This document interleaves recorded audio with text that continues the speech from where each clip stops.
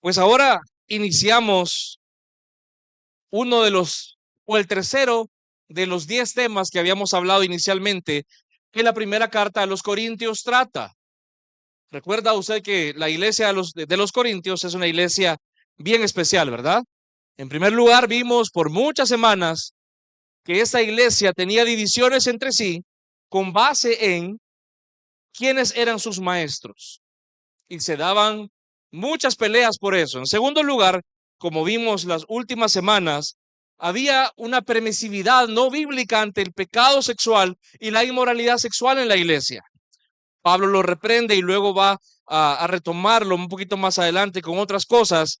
Y ahora entramos a un tema que nos va a llevar tal vez un par de semanas, y es que en la iglesia de Corinto, los corintios estaban demandando civilmente, estaban llevando a tribunales de hombres a sus hermanos. Pablo les reprende sobre una base muy clara que vamos a ver en un momento, pero antes de meterme en el texto, quiero que entendamos un poquito más la gravedad de esto y por qué es que Pablo los reprende de esta manera. Debemos entender, antes de meternos al texto, o ser recordados para que tengamos una noción de qué tan serio es esto, de quién es Dios en primer lugar. ¿Quién es nuestro Dios? ¿Por qué esto es tan grave? ¿Será por un tema meramente civil o será que hay algo más allá? ¿Será que lo que estaban haciendo los corintios, como todas las demás cosas, también eran muy ofensivas para Dios? Le ruego al Señor que nos permita cubrirlo esta semana y si no la próxima. No hay prisa. Voy a hablar despacio también. Ya me han hecho bullying por eso, así que vamos a ir despacito, ¿ok? Mire, antes que nada debemos recordar quién es nuestro Dios. Uno de sus atributos o una de sus cualidades que Él ha revelado en su palabra y que más resaltan en la misma, porque Él intencionalmente nos lo quiere hacer evidente. Mire, recuérdese de los que están casados cuando usted andaba conociendo a su esposo o esposa. Usted quería que la persona con quien se casó conociera lo mejor de usted, ¿sí o no?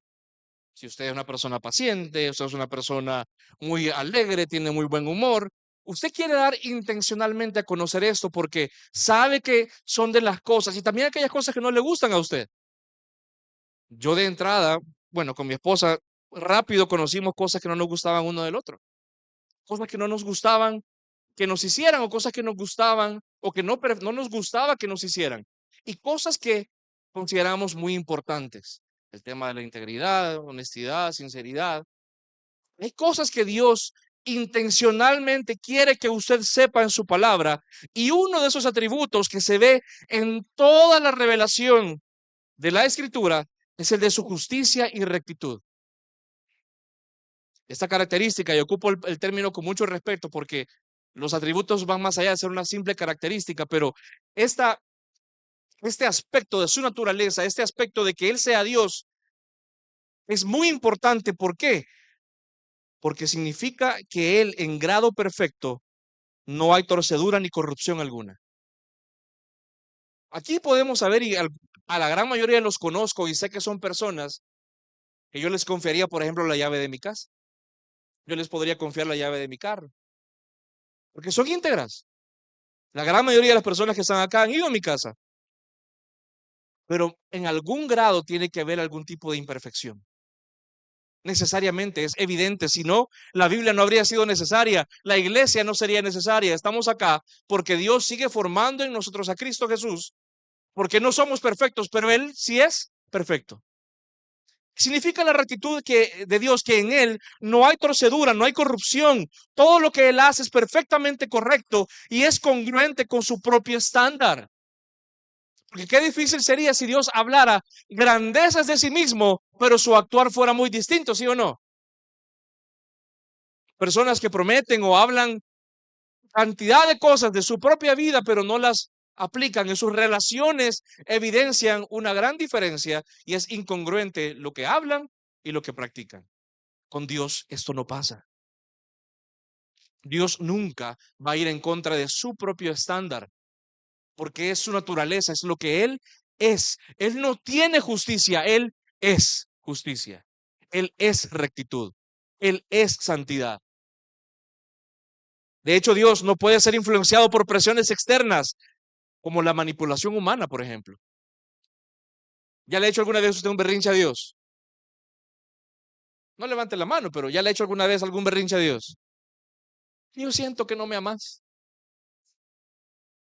Mire, Andrés ya llegó a ese punto que hasta nos escribe, hace historias donde nos pone, nos dibuja, sin pelo, por cierto. Le digo, no, no soy yo ese, le digo yo. Nos dibuja y pone, hey, tú no me amas porque lo habíamos castigado. Yo sé que él posiblemente quiere expresar algo, pero ahí hay manipulación, hermano. A Dios no lo mueve tu manipulación. No lo mueve el que tú pretendas darle lástima a él. A él no lo mueve que tú te quejes o cuánto tú llores. Claro, no quiere decir que Dios no se compadece de ti, claro, pero lo que me refiero es, si tú estás llorando por algo que no te conviene, Dios por amor no te lo va a dar. Eso es bien sencillo. Eso lo entendemos todos, amén. No pretenda usted de que por muchas lágrimas o por litros que llore usted, Dios le va a dar algo a usted que sea nocivo para su vida. Por mucho que Andrés me ruegue, llore, patalee, yo nunca voy a dejar que él agarre una plancha caliente, por ejemplo. Es bien lógico, ¿no cree? Lamentablemente no lo aplicamos a nuestra vida, el mismo principio de Dios en su paternidad bondadosa. Él no concede a nuestros berrinches, no porque Él sea un déspota, sino porque Él es amoroso en su esencia.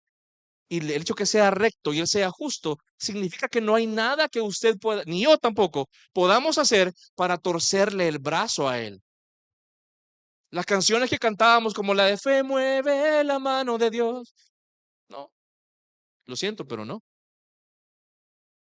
No es así. La perfección, esta perfección de Dios, de su justicia y rectitud, significa que Dios expresa esta justicia cuando Él juzga correctamente todo lo que ocurre en esta tierra y en el cielo también. Leo, esto usted lo ve en toda la escritura, no hay libro que no hable de su justicia. Le leo 3 pasajes muy rápido para que vea con qué clase de Dios, o vaya, con qué persona estamos lidiando acá. Deuteronomio 32:4 dice, la roca, su obra es perfecta porque todos sus caminos son justos. Aquí dice que algunos son justos. No, ¿verdad? Todos, absolutamente todos sus caminos son justos. No hay nada que él haga que no lleve una muestra gloriosa de su rectitud y su justicia. Dios de fidelidad y sin injusticia, justo y recto es él. ¿Ya se dio cuenta en qué libro está hablando de esto? Deuteronomio. Aparte de tener un libro, un nombre raro, ¿sabe usted qué estaba pasando en ese momento? Se lo dejo de tarea. Salmo 9:8 dice, y juzgará al mundo con justicia. ¿Cómo va a juzgar al mundo? Con justicia, congruente a lo que él es. Dios no va a decir, no, hombre, es que este nació en El Salvador, vivió la vida en modo dificultad difícil, ¿verdad? Modo difícil. No, no es eso. Ah, no, este no hay problema. Este robó porque nació pobre, entonces ni modo, le voy a dar un poquito más de chance. No. Ah, es que él o ella sufrían de problemas de salud, entonces por eso no hay problema que él no se haya congregado por años.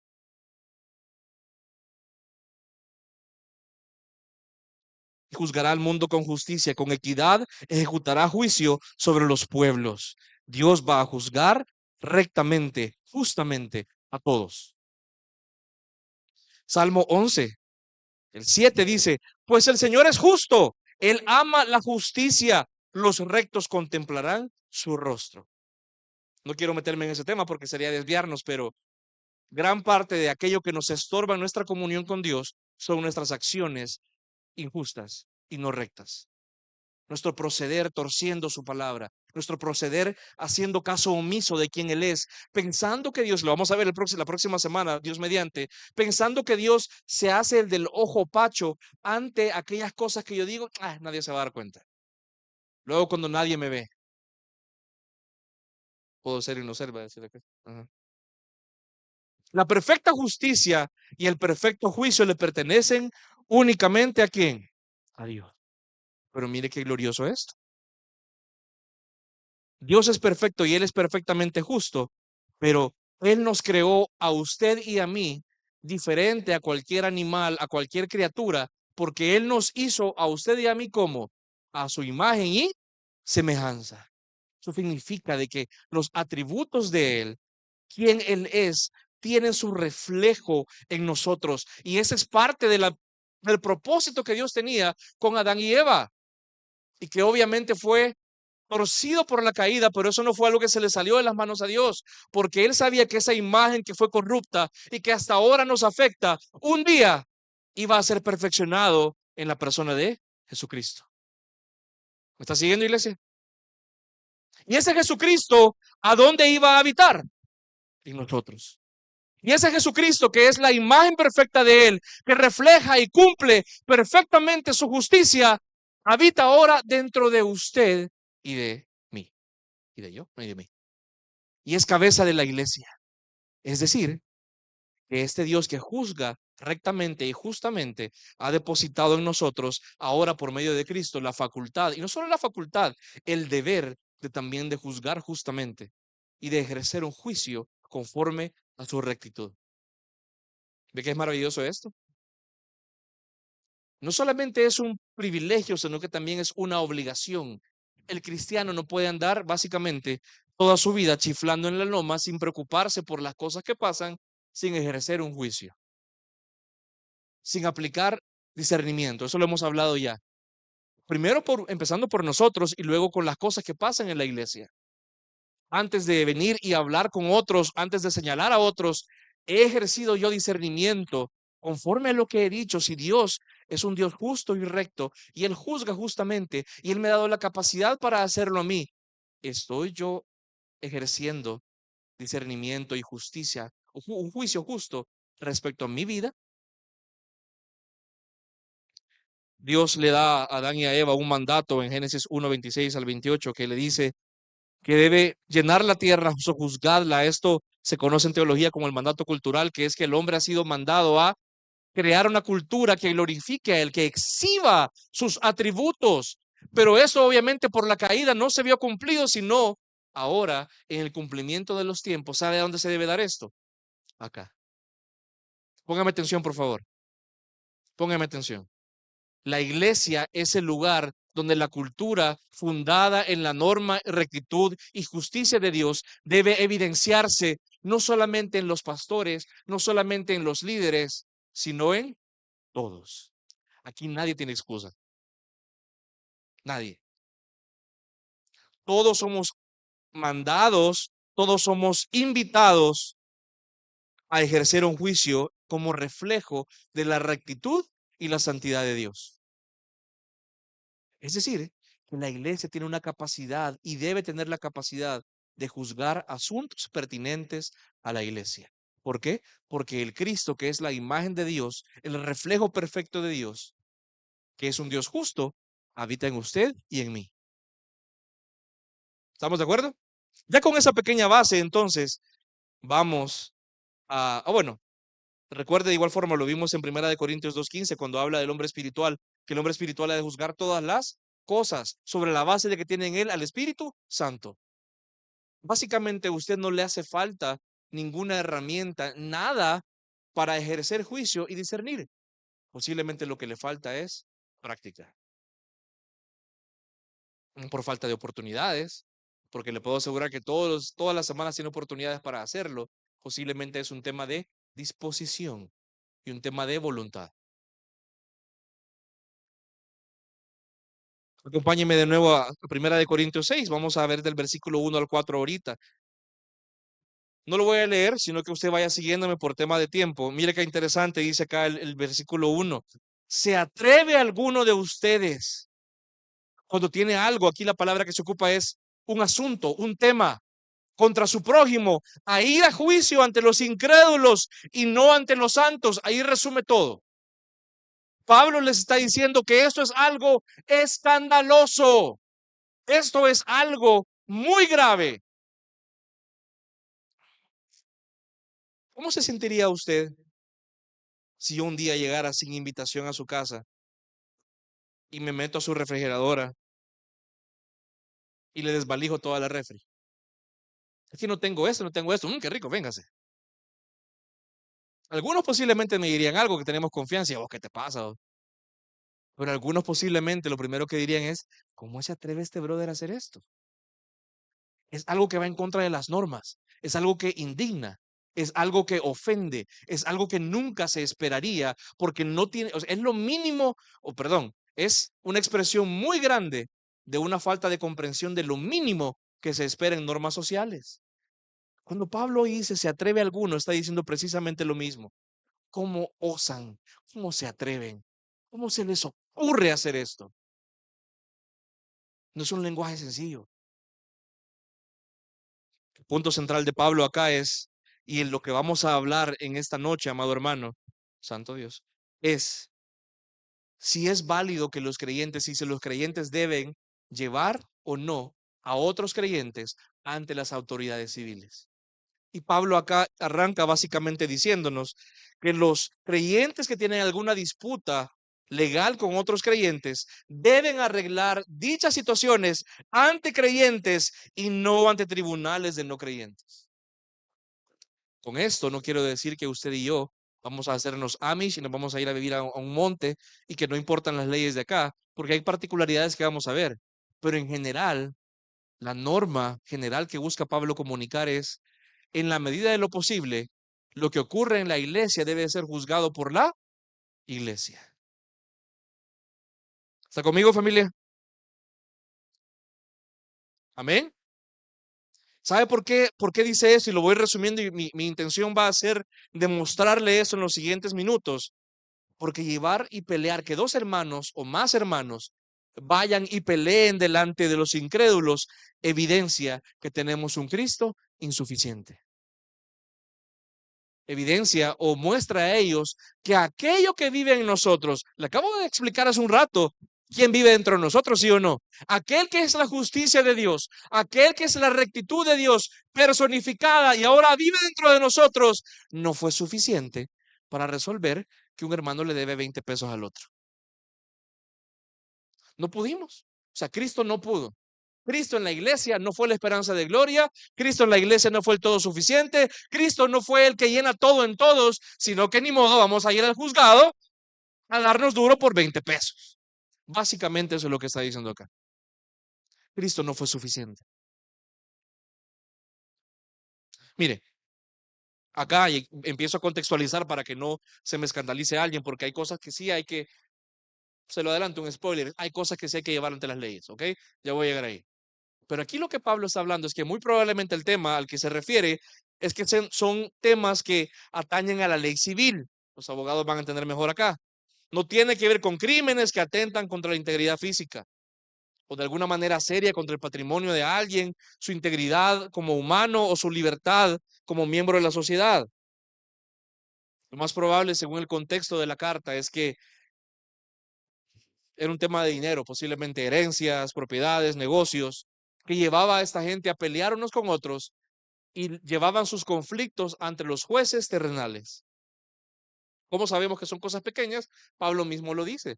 Cuando ahí dice el versículo 1 tiene algo, la palabra es asunto, algo chiquito, el versículo 2 dice cosas sencillas, versículo 3 dice cosas de esta vida, no son nada del otro mundo, pues son cosas que deberíamos poder resolver.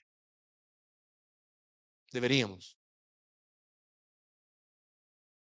Y si bien este pasaje habla de temas legales, sí hay una aplicación más general que la iglesia, por ser el cuerpo de Cristo y ser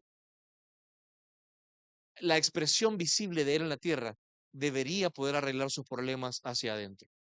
Porque tenemos la forma de. Hemos venido estudiando semanas ya sobre el tema disciplinario y posiblemente algunos temas no tienen que llegar tan arriba. Hay cosas que tienen que ver con asuntos más prácticos, más sencillos. Pero cuando usted deja de ver un buen rato un tema, cuando usted deja de ver su estado de cuenta de la tarjeta de crédito unos 2, 3 meses, al cuarto mes que la abra, ¿cómo cree que va a estar eso? Lamentablemente, en la iglesia hay un problema muy serio cuando resolvemos problemas. Ya voy a regresar a eso en un momento. Mire, la ley criminal, que es la que no trata acá, pero sí voy a tocar un punto de eso más adelante, es la que castiga a cometen crímenes contra la sociedad. Para los corintios, por ejemplo, algo que fuera tan grave serían cosas como ofensas, violencia, fraude, traición, etcétera. Una traición a la patria, por ejemplo. Aquí no está hablando de eso. Pablo ocupa la palabra muy fuerte, como le menciono. ¿Se atreve alguno de ustedes? ¿Sabe por qué? Porque si hablamos ahorita de que todos fuimos creados a imagen y semejanza de Dios, esta gente estaba tratando como su enemigo a una persona que también era creado a la imagen y semejanza de Dios. Y más, si eran hermanos, era una persona lavada con la sangre del Cordero.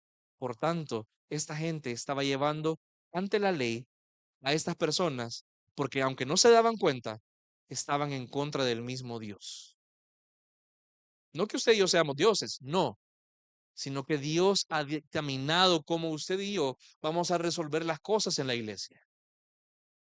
Mire, en la sociedad romana del primer siglo era escandaloso, muy escandaloso, que una persona llevara a su hermano, tanto de sangre o por adopción, ante los tribunales. Era algo muy escandaloso. Era algo que no se escuchaba y si se escuchaba era grave. Piensen en las cosas más graves que pueden pasar ahora. Mirá, lo grabaron ahí con la otra y no sé dónde. Por ahí. Grave, escandaloso. Algo que ciertamente iba a levantar comentarios, sospechas, iba a obviamente poner en mal a esas personas. Y era precisamente lo que estaban haciendo. ¿Y sabe qué es lo más grave? Porque aquí posiblemente no lo ve tan fácilmente porque el contexto hay que estudiarlo un poco. La gente que llevaba a tribunales a otros, los que demandaban a sus hermanos, eran personas que tenían dinero, porque era un sistema corrupto. Y lo hacían para demostrar que yo tengo dinero, te puedo demandar a vos, tú no tenés pisto, no me podés demandar a vos, yo tengo más poder que vos. Yo voy a ocupar a estos jueces corruptos a quienes yo les paso pisto por debajo de la mesa para que rijan a favor mío y yo gane y yo demuestro que tengo más poder y por ende más sabiduría. ¿Se acuerda el tema que hemos hablado en Corintios? Todo tiene que ver con lo mismo. La cultura de ellos permea hasta en estas cosas. Esta gente estaba motivada por un deseo de venganza y establecer una superioridad económica y social. De hecho, mire por favor rápido el versículo 1 del capítulo 6. Cuando dice ahí, se atreve alguno de ustedes cuando tiene algo en su prójimo a ir a juicio ante los incrédulos. ¿Sabe que la palabra literal ahí para incrédulos, se la puede buscar después, es injustos? Aquellos que no tienen la justicia de Dios en ellos. Básicamente hay una ironía acá. Pablo les está diciendo, según ustedes, los injustos van a traer justicia. Ustedes tienen esta mentalidad tan torcida que ustedes creen que es justicia las que les van a dar los que en su naturaleza son todavía injustos. Hay una ironía ahí. Hay una ironía realmente cuando el creyente lleva a su hermano o a su hermana ante tribunales civiles por cosas pequeñas para que el mundo entonces imparta justicia a la iglesia. Y lo hacían de forma frívola, es decir, por cualquier cosita, tribunal. Cualquier cosita, tribunal. Algo parecido en la iglesia. Media cosita, pastor, mire lo que me dijo aquella, mire lo que me dijo aquel. Aquí el caso es diferente porque obviamente le vamos a servir con gusto, pero debe también usted saber, y tal vez un poquito me adelanto, que si usted viene a alguno de nosotros con algún problema, nuestra primera pregunta va a ser, ¿y tú ya lo hablaste con esa persona? Si la respuesta es no, en amor le vamos a invitar a que lo haga pronto. Y si no, puede que sea necesario echarlo al agua. Por su bien. Calladitos están todos. Era una grave situación lo que estaba pasando acá. Esta gente estaba llevando a sus hermanos ante un juez injusto, ante un juez corrupto, y estaban llevándolos con base en su dinero, pagando dinero para que esta gente perdiera en tribunal para demostrar que eran los que más la podían dentro de la iglesia. estaban ocupando un sistema corrupto para pasarles por encima a sus hermanos y a sus hermanas. Mire qué difícil, porque estas cosas, en lugar de traer una resolución, traían más división. Esta gente no pensaba en función de la iglesia, pensaban en función de sus metas, de sus deseos, porque incluso en la cultura de los corintios había casos que había muchas personas en la iglesia que tenían como empleados o clientes a otras personas, y si entraban en conflicto dos personas del mismo estatus, ¿qué cree que se daba ahí? Entraban en conflicto. Y venía entonces la banda de un lado y la banda del otro. ¿Sabe? Las divisiones nunca dejan a la iglesia sin daño. Los problemas sin resolver siempre van a causar un daño en la iglesia. Y no quiero que usted piense que solamente es una división abierta, una división expresa. Es tan sencillo como el acto de que usted no tenga la voluntad de relacionarse con sus hermanos y sus hermanas, que es el principio que Satanás puede ocupar para llevarlo acá. Lo que le quiero decir es, antes que usted se crea moralmente superior a los corintios, usted sería el mismo en su situación posiblemente. Si usted no tiene relaciones sanas o no resuelve sus problemas en sus relaciones de manera sana, usted en la posición de los corintios probablemente haría lo mismo. Muy probablemente.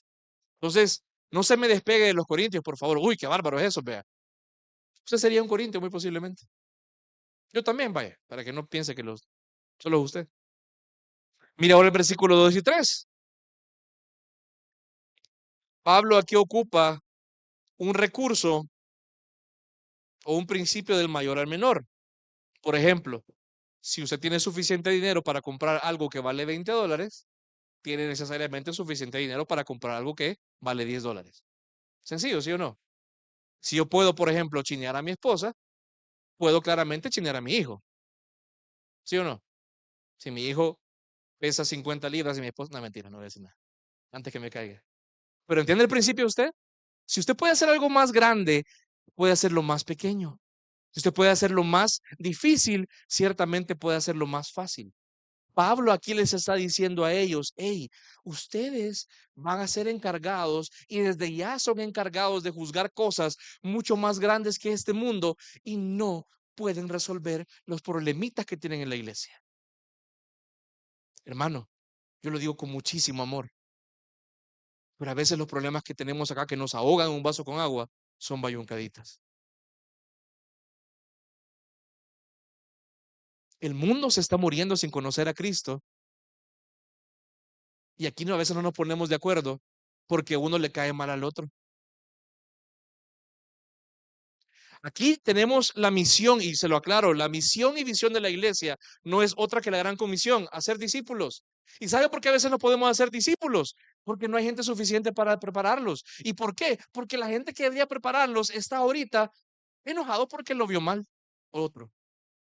O no puedo trabajar con él o no puedo trabajar con ella porque no me cae bien, hay algo. En lugar de venir y arreglarlo. Aquí Pablo le está diciendo a esta gente, miren, ustedes van a ser los encargados de juzgar cosas en el tiempo venidero, de juzgar cosas en la nueva vida. Y no pueden juzgar sencillamente algo que ocurre acá. No tienen ustedes suficiente madurez, suficiente criterio para poder aplicarlo y juzgar cosas de este mundo. Deberíamos, la iglesia, amado hermano, ciertamente poder juzgar las cosas triviales y a veces mezquinas que tenemos en la iglesia. Que se nos encomendará juzgar cosas de la próxima vida, perdón, se nos encomendará juzgar cosas de la propia vida, debemos necesariamente ya poder juzgar cosas de este mundo. Mire, se lo ejemplifico de esta manera. Mire, si a usted mañana lunes llega a su oficina y le dicen que ahora su trabajo, su plaza va a cambiar y ahora para poder seguir en su plaza, usted necesita aprender una nueva herramienta, un nuevo sistema, debe manejar una nueva ley, alguna metodología que no conoce. Y le dicen, mira, tenés 2 semanas para aprenderte esto porque ahora tu plaza depende de esto. ¿Alguno duda que lo haría y que lo aprendería rápido? ¿Verdad que no? Rápido, usted buscaría tutoriales en YouTube, buscaría gente en la iglesia que le pudiera ayudar, vería cómo aprende, hasta se metería en algún curso, cualquier cosa. Leería usted libros acerca de ello para aprenderlo, porque le interesa. ¿Por qué entonces la iglesia del Señor no muestra la misma diligencia, exhibiendo desinterés en aprender a discernir y ejercer juicio correcto en nuestra vida y en la iglesia? Y como le digo, no solamente es andar como que usted es un radar viendo a quién juzgar, sino que inicia por uno mismo. Los corintios empezaron a juzgar a los demás y a llevarlos a tribunales porque primero no se habían juzgado a sí mismos. Porque a veces es tan difícil la convivencia. No quiero decir que debería ser utópicamente fácil, no, siempre va a haber problemas, pero es mucho más difícil cuando hay falta de voluntad. Es mucho más difícil cuando nos quedamos en la comodidad de no me quiero meter ahí. Yo estoy bien así como estoy. Estoy bien. Solo me llevo con dos, tres. No me meto tal vez a servir. O yo tengo varias amistades, pero realmente que yo le cuente mis cosas a alguien. Y claro, aquí, no, aquí también hay un llamado a sabiduría, ¿verdad? No usted le va a contar todas las cosas a todo mundo. Pero ¿sabe cómo usted descubre a quién se las puede contar? Teniendo amistades, teniendo relaciones. Es problemático cuando en la iglesia nos colocamos en una posición de clientes. Yo espero que me vayan a buscar. Le llamamos aquí de Iglesia Gracia y Verdad para saber cómo está usted satisfecho con el servicio que ha recibido en la iglesia.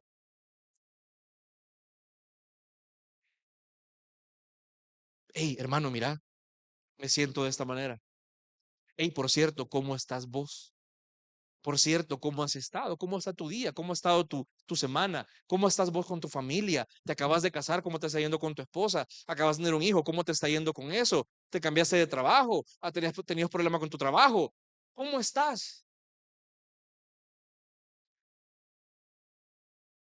La iglesia falla muchas veces por la falta de juicio y la falta de un ejercicio de este juicio. Y muchas veces ponemos como jueces a gente de afuera. ¿Cuántas veces hemos cometido el mismo error? Posiblemente no es lo mismo, el mismo contexto, pero ¿cuántas veces hemos compartido con gente de afuera que ni son creyentes problemas de la iglesia? ¿Cree usted que es correcto? ¿Cree usted que primero, en el primer lugar, cree usted que la gente le va a entender? La Biblia dice que no. Usted ahí lo que está haciendo es poniendo mal a Cristo, básicamente. Uy, entonces no hay que hablar. No, háblelo adentro. Primero, Pablo entonces luego de explicar que es equivocado que lleven a ellos, a sus hermanos ante tribunales, lo que hace a continuación es entonces decirles, miren el versículo 4. Ahí está un poquito mal traducido, la traducción correcta es, si ustedes tienen disputas sobre estos temas triviales, ¿por qué recurren a aquellos cuyo estilo de vida es reprendido en la iglesia? Es decir, los corintios querían que la justicia para ellos viniera por personas que a la luz de la escritura no tienen nada de autoridad en la iglesia. ¿Qué autoridad va a tener en la iglesia una persona que desconoce al Señor y su vida está llena de injusticia? ¿Cómo una persona así va a ser la que va a impartir justicia en la iglesia? ¿Me doy a entender, familia? Los incrédulos no tienen autoridad en la iglesia, ya que su opinión no tiene el criterio necesario. Es algo similar, ¿se acuerda cuando estudiamos Segunda Tesalonicenses? Que Pablo dice, miren, hay gente entre ustedes que no trabaja para nada, pero se quiere meter en todo. ¿Se acuerdan ustedes de eso? Y lo que dice básicamente es reprenderlos. No les hagan, apártense de esos. Si alguien no trabaja, si alguien no contribuye en la iglesia, no tome su opinión en serio. ¿Cómo vamos a tomar en serio entonces nosotros a personas que son injustas? Porque la iglesia es santa. Y es obligación de cada uno de nosotros que esa santidad no sea comprometida ni que la vara sea rebajada, sino que tengamos el listón a donde Dios la pone. En el versículo 5, ¿usted cree que baja el tono? Pues no. Capítulo 6, versículo 5 dice, Para vergüenza suya, lo digo. ¿Para qué, hermano? Hace un par de capítulos dijo, miren, yo se lo digo como hijos, no para que se entristezcan, no para que se avergüencen, pero ahora sí. Ahora sí les dice, quiero que se sientan avergonzados de esto. Es algo reprensible, es algo deplorable lo que ustedes están haciendo. Ustedes están llevando ante gente que no conoce al Señor a sus hermanos. Ustedes están exponiendo ante la justicia humana a aquellos por quienes Cristo ha pagado y ha muerto. Si no lo ve como algo grave, hay un problema acá. Es un tema vergonzoso en gran manera lo que estaba pasando. Y sobre todo porque en una cultura donde el honor y la vergüenza eran muy relevantes, que alguien le dijera a alguien más, vos das pena, da vergüenza lo que haces, no era sencillo.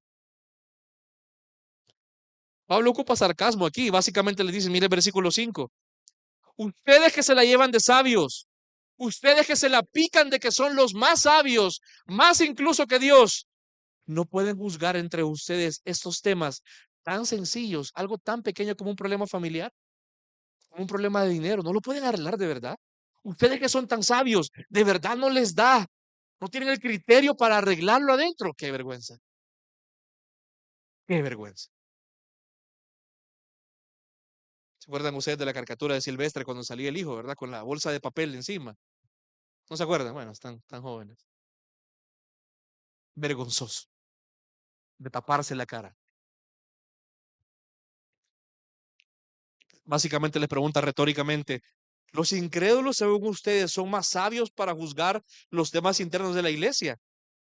Cuando la iglesia tiene como misión dar a conocer a este siglo y el venidero la gloria del misterio de Cristo. Es decir, la iglesia tiene una función que a veces se pasa de largo, que es que la iglesia es la fuente de la sabiduría de Dios para el mundo. Es la iglesia la que representa, la que comunica, la que comparte la sabiduría de Dios al mundo. Y debería hacerlo así, pero al revés. La iglesia acá Corinto estaba diciendo al mundo, dame tu sabiduría porque la interna no alcanza. Grave, ¿no cree? De hecho, es como decir, el mundo es más sabio para resolver problemas al interior del cuerpo de Cristo. Mira, aquel tiene un problema con aquella, vamos a traer un coach, vamos a traer un mediador, un árbitro. Traigamos un coach motivacional. ¿Cómo te hace sentir eso?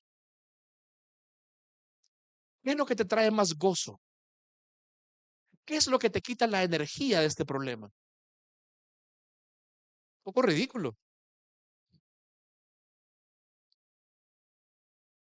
Aquí básicamente es una consecuencia más ya en la práctica de una iglesia que había dejado de lado la sabiduría de Dios.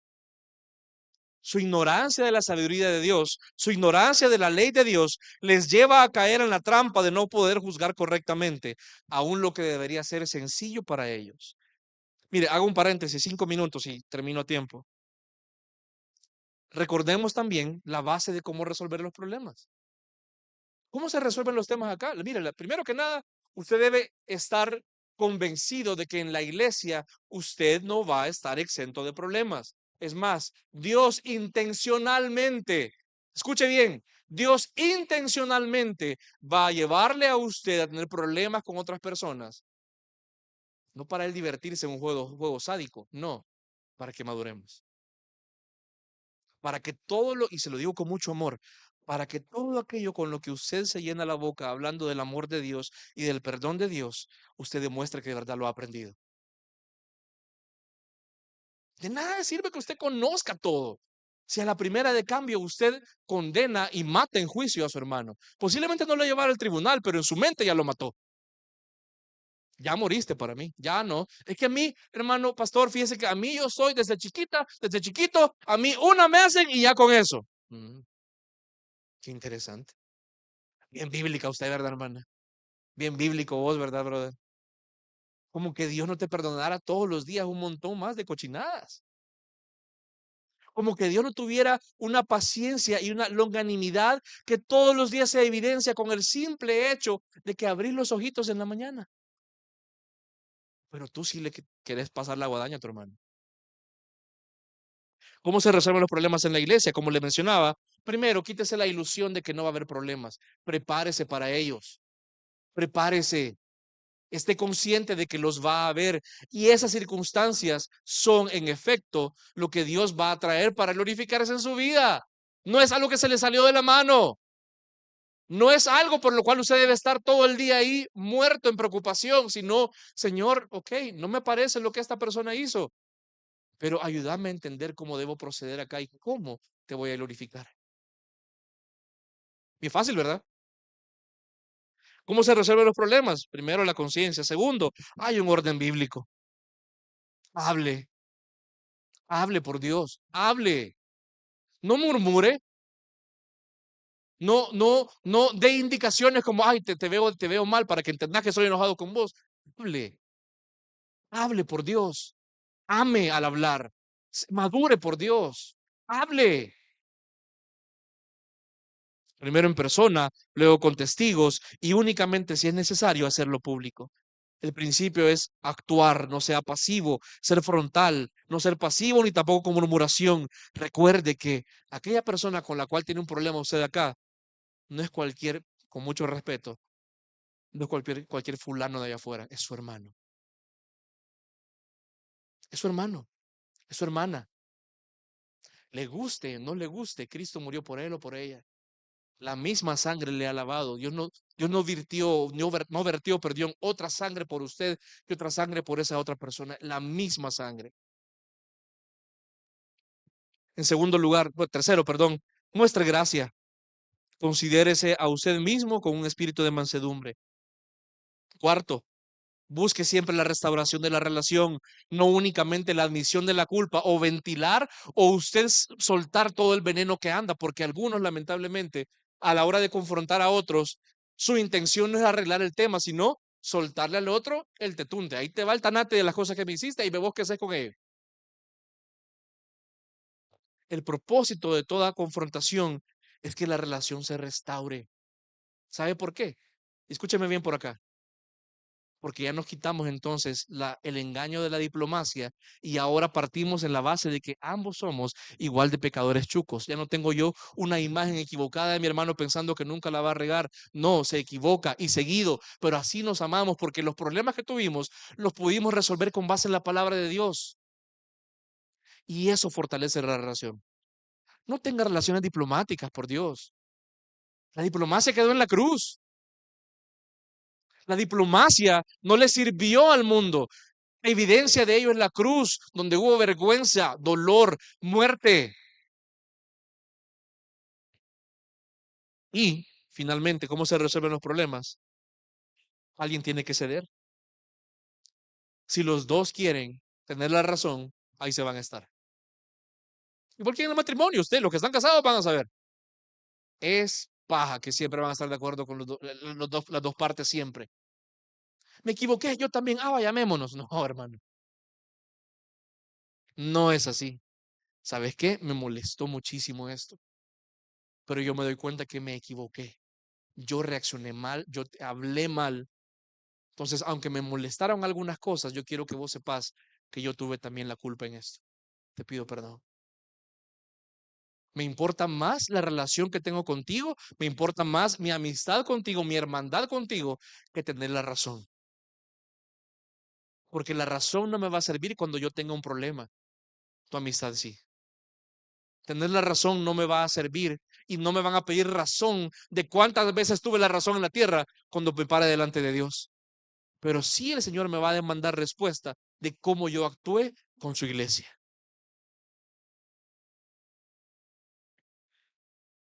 Ahora, esto no quiere decir de que si una persona reiteradamente y sin arrepentirse sigue pecando contra usted, usted va a seguir mostrando la misma cara.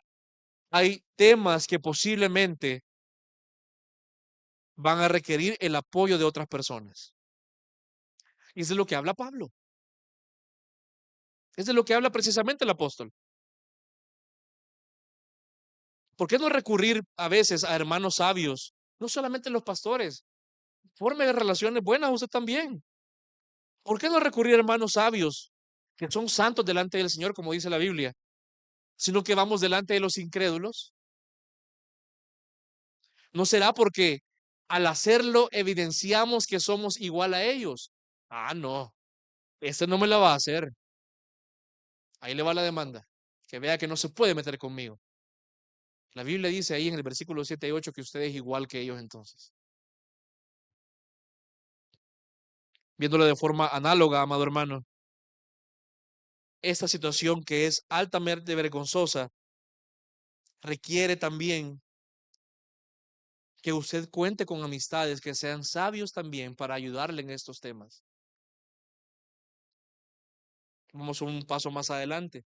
Si su círculo más cercano de amistades no le aconseja manejar sus problemas con otros, como se menciona allá arriba, perdón, me refiero anteriormente y como se menciona en la palabra de Dios,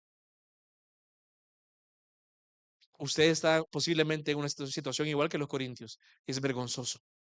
No hay en su círculo íntimo alguien suficientemente sabio para ayudarle. O usted ha escogido las amistades equivocadas o ha rechazado las amistades correctas. ¿Me doy a entender, familia? Amén. Mire, como le mencionaba, es normal y se espera que haya disputas y conflictos en la iglesia. El problema es cuando hay problemas o temas sin resolver. Es decir, mire, no hay semana, para que vea que no es paja, pues no hay semana que no tenga algún problema con alguien, de una u otra forma. El problema es cuando ya ese problema, perdón, el problema es cuando ese tema se vuelve una rencilla, ya hay una ruptura de la relación, ya no le hablo a este y no solo me quedo callado, sino que empiezo, mira, ya sabes lo que me hizo aquel, mira, ya sabes lo que hizo aquella, mira, qué bárbara, ¿verdad? Sí, vaya, ok, nos cae mal a los dos, chivo, va, perfecto, perfecto, no estoy amargado yo solo, sino que te amargué a vos y ya tengo el bando de los amargados en contra de aquel. Vergonzoso. Peor aún, no resolverlo internamente e ir a un tribunal. Hermano, tú ya reflexionaste que hoy hay Santa Cena. La vas a poder tomar con libre conciencia sabiendo que posiblemente hay temas no resueltos por amargura en tu corazón. No te estoy diciendo que vas a caer de plomazo ahí, vea, pero estoy diciéndote que es posible que tengas que ponerte a cuentas con Dios y decidir arrepentirte hoy y decidir ir con ese hermano o con esa hermana con quien tenés un problema y arreglarlo de una vez por todas. Posiblemente no lo vas a llevar a un juicio, pero en tu mente ya lo juzgaste, ya lo condenaste, ya lo ejecutaste.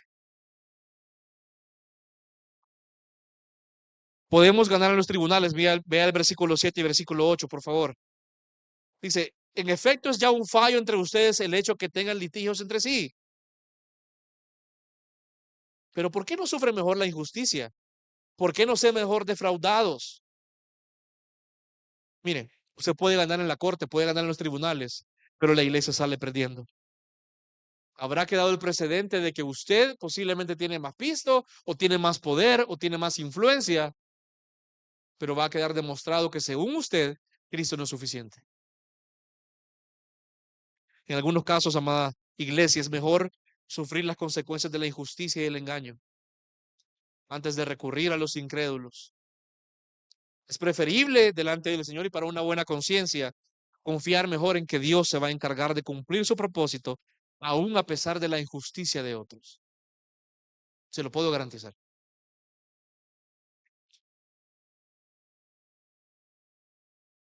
Apliquemos esto entonces, lo que todos queremos saber posiblemente. Entonces, ¿pueden los creyentes recurrir a los tribunales? ¿Puede un creyente llevar a otro hermano, a otra persona en la iglesia ante un juez? Sí y no.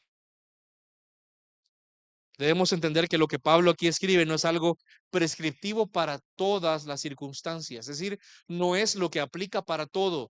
Aquí está hablando de una circunstancia específica que es que ambos son hermanos en la iglesia, ambos tenían un problema de dinero y había un sistema legal muy corrupto. Ya que nosotros estamos lejos de esa circunstancia por tiempo, sociedad, distancia de ese caso, es más necesario que ejerzamos sabiduría. Pero hay principios que son aplicables. Mire, Los problemas entre creyentes deben ser manejados con mucho cuidado. ¿Por qué? Porque usted no actúa como un individuo en la sociedad únicamente. Usted, donde sea que vaya, es representante de la iglesia del Señor. Su actuar es lo que el mundo va a percibir que es la iglesia. Si usted y yo actuamos injustamente, si usted y yo actuamos irasciblemente, la gente va a decir, Cristo no es suficiente y no sirve. En este caso, el apóstol Pablo, mire qué interesante. Aquí no habla únicamente de un individuo, habla en lenguaje colectivo, es decir, ustedes. Él responsabiliza a toda la iglesia por permitir que un hermano llevara a otro ante el juez. Por eso es importante la membresía. Somos miembros los unos de los otros. ¿Qué pasa si tengo un problema con alguien? Ok, ¿es necesario que yo lo lleve a un juez? Aquí el tema no es si sí o no debemos hacerlo, sino para qué. Los creyentes afirmamos que los tribunales civiles y las autoridades son una expresión de la gracia común de Dios. El gobierno es una forma que Dios da en su bondad y en su amor general por el mundo para que este mundo no se corrompa del todo. Un lugar donde no hay gobierno es un lugar que se corrompe. Y claro, puede haber obviamente en todo gobierno y en todo lugar puede haber corrupción, pero en general las leyes son dadas para que este mundo no se corrompa más. Entonces, hay instrumentos como los jueces y los tribunales que sí pueden ser usados, pero ¿cuándo? Los tribunales de los hombres deben ser usados, únicamente deben ser usados cuando Dios ya juzgó algo en la iglesia adentro a través de creyentes. Es decir, el mundo no va a juzgar, sino que el tribunal únicamente va a confirmar y aplicar lo que Dios ya juzgó adentro de la iglesia. ¿Me doy a entender? Veamos. Hay un problema, sin embargo, cuando en la iglesia llevo a cada rato a alguien o simplemente a la primerita, llevo a alguien para resolver problemas que podría yo resolver adentro. También habrá circunstancias donde dentro de la resolución del problema, alguno u otro va a evidenciar a través de ese problema que no ha nacido de nuevo. ¿Qué cosas sí un creyente debe poder llevar ante un juez? Y que, aclaro, como iglesia también tenemos una responsabilidad de hacerlo. Situaciones criminales, violencia, violencia intrafamiliar. Como iglesia, si nos enteramos que un esposo o una esposa está siendo golpeado por su cónyuge, tenemos la responsabilidad de ir ante las autoridades.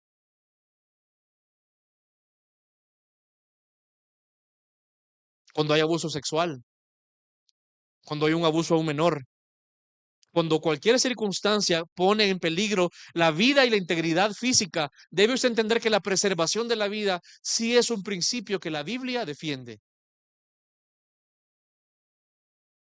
Claro, cuando la ley lo provea, porque sabemos que hay contextos donde los creyentes pueden vivir y que no tienen amparo legal. Por ejemplo, en contextos de misiones y otras culturas, sabemos que las leyes no van a aplicar igual, pero en nuestro contexto sí lo debemos hacer.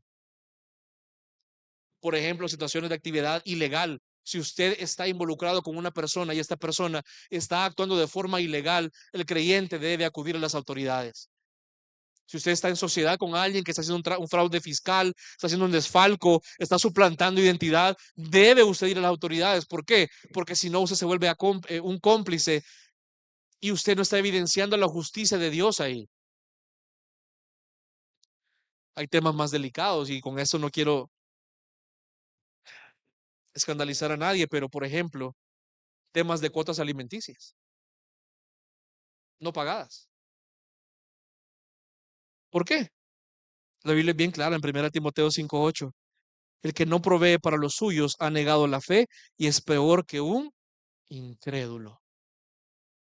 ¿Por qué seguir tratando? Y lo más probable es que cuando ya llega un tema en que un padre no quiere pagar cuota alimenticia es porque ya ha habido un proceso dentro de la iglesia y la persona ha evidenciado no arrepentirse y no quiere pagar y lo más probable es que ya haya sido excomulgado de la iglesia. ¿Qué hacemos en ese caso? Bueno, no se preocupe, hermana, ahí que usted confíe, ore. Hay canales, para eso está la ley. Hay situaciones donde sí vale, pero hay un tema criminal ahí y un tema también bien complicado de un incumplimiento familiar. Pero Pablo no estaba hablando de estas. Pablo está hablando de cosas más sencillas. Ya voy concluyendo con esto. ¿Qué hacemos en situaciones de negocios o deudas cuando la pérdida es monetaria únicamente? ¿Qué hacemos en casos de calumnia u ofensas personales? Vamos a ir al juez, vamos a ir a la fiscalía.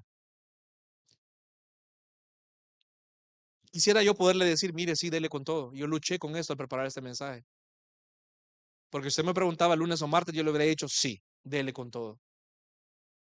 Pero leyendo la palabra de Dios entiendo que el creyente debe ejercer discernimiento de qué momentos lo hace y sobre todo si estamos actuando como Cristo o no. Hay casos donde es válido, como vimos hace un minuto, pero la gran mayoría de disputas de la iglesia idealmente debe resolverse hacia adentro de la iglesia. Si no, mira lo que dice la palabra de Dios. Lo vimos en el capítulo 6, versículo 7. ¿Por qué no mejor sufrir la injusticia? ¿Por qué no mejor ser defraudados? Es decir, hermano, antes que exponer a la iglesia a ser ofendida y a que Cristo sea vituperado porque sea visto como no suficiente ante la autoridad, sufra.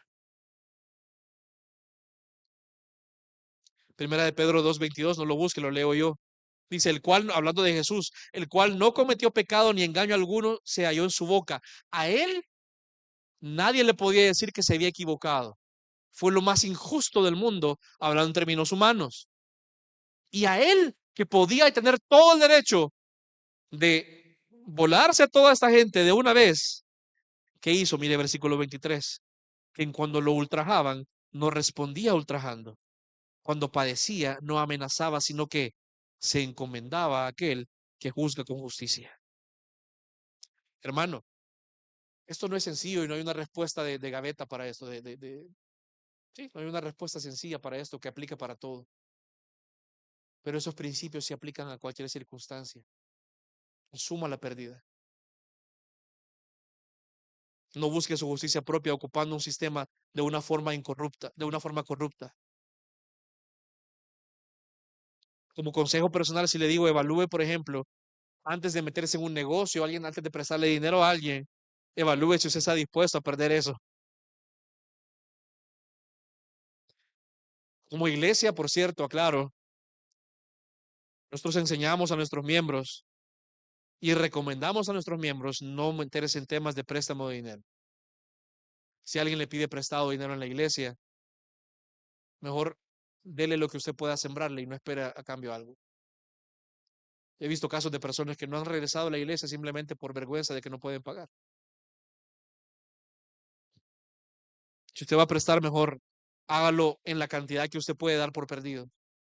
Entonces, hermano, ¿no deberíamos la iglesia poder confiadamente entrar en negocios con personas de la iglesia? Sí, conozca su carácter, pruébelo, pero como todo en esta vida, nada garantiza de que en algún momento pueda haber algún problema. Y ahí, entonces, ¿qué vamos a hacer?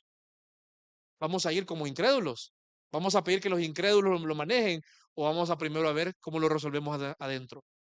Confrontando, aplicando la palabra y viendo que Dios sea glorificado.